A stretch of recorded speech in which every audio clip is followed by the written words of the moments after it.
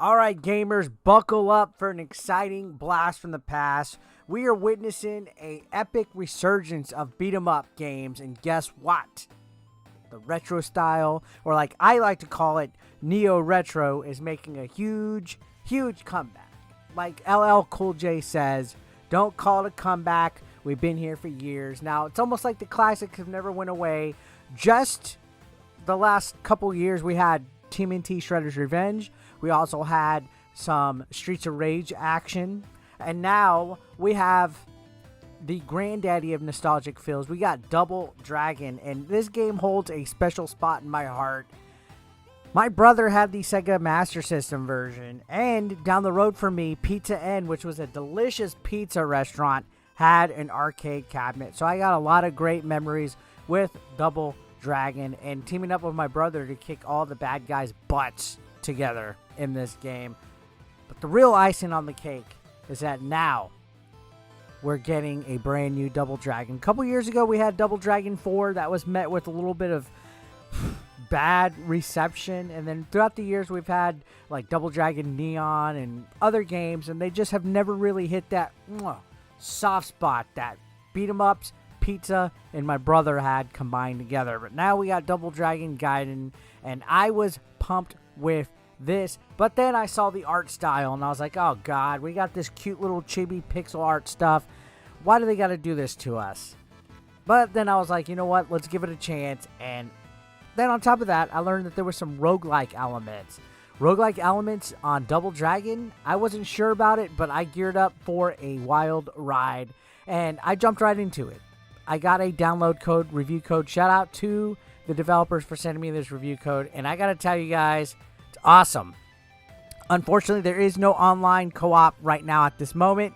It's gonna be later added in or whatever, but they are going to give us a great nostalgic trip with Double Dragon. If you haven't played this, you can control two fighters at once. It has a tag team gameplay mechanic, so if one of your characters is starting to die, you can just tag right out and play as the other one. You can mix and match even. There's other characters available. There's Marion even, the girl that always gets punched at the beginning of the OG Double Dragon. And you can unlock featured characters as well. So you can have not just Bimmy and Jimmy, or Bimmy and Limmy. I always say Bimmy because of the AVGN episode. Jimmy and Billy Lee, but I like to say Bimmy. On top of that, it's not too bad. Your special meter fills up. You have a special attack, and it's pretty chaotic, honestly. It's easy to pick up and play. If you played any kind of old school retro type of beat 'em up game, you'll fit in right here like a glove. And then you see like little weapons and stuff that enemies drop. There's destructible objects in the foreground and background of the stages where you can collect money. These monies go towards unlocking special upgrades between the stages, which we'll touch on that in a minute right here. So yeah, again, like I said, there is a variety of unlockables with the characters and stuff. Each character brings something unique to the table, so it increases the replay value. And when you go with the rogue element, this gives it a very good, I guess, shelf life. If you want to go back and unlock everything, 100% everything in the whole token redemption area of this game, then you're in good luck. So, yeah, the roguelike element. So, as you play through the levels of the game, the difficulty changes based on your choices. So, your first level will be fine. It'll just be like one section. Then the next level increases to 2. Then the third level increases to 3. And then the last level increases to an even longer. So, you could choose which level you want to start at. It's kind of like Mega Man, where you can choose this stage instead of that stage and this and that. But remember, when you beat it, the rest of the game becomes a little bit harder. So you got to be up for the challenge. I made it to the end of the third stage. I was in the boss fight of the third stage, and then it just got incredibly hard. Between each stage, though, you have a chance to upgrade your character. You get certain different perks. I guess it's all randomized. These could be everything from where your character's health become stronger when they drop to 50, to where certain attacks are stronger, where your SP points don't drain as much, to where you could even get a token. You can redeem your money for tokens. These tokens go towards unlocking the stuff like characters that I mentioned from the main menu. So lots of replay value here. Now, the Visuals, again, I said initially, I was like, I don't know. I feel the pixel style is outdone too much for the last decade with games like Shovel Knight, even Shredder's Revenge. But you know what? It grew on me like mushrooms on a power-up. In Super Mario Brothers, I think the animations are very smooth. The levels feel like they're alive. You can see like the quirkiness with the enemies. Even your characters' animations when they get hit, it all looks pretty good. So break stuff, kick butts, and rock that chibi vibe, Double Dragon. I think it was pretty good.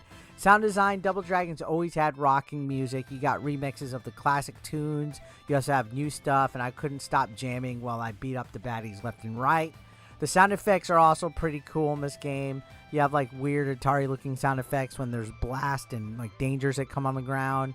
And I like when the special moves that you hit, the call out comes up and it shows like a hot dog or a hamburger. There's like fun little sound effects in here.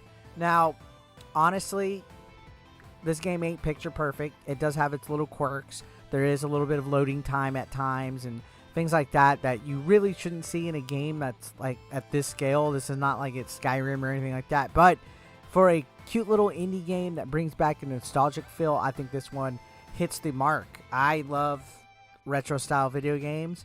I like this whole nostalgic trip that we've been taking. Double Dragon has always been a favorite franchise of mine, so I might be a little, I guess, biased, but I think this is a great beat 'em up experience that you'll enjoy. And on top of that, let's not forget online co-op is on the way. It's going to be patched in essentially, so I can't wait to play this game with friends. So I recommend you grab your controllers and play this game because it's all about having fun, baby.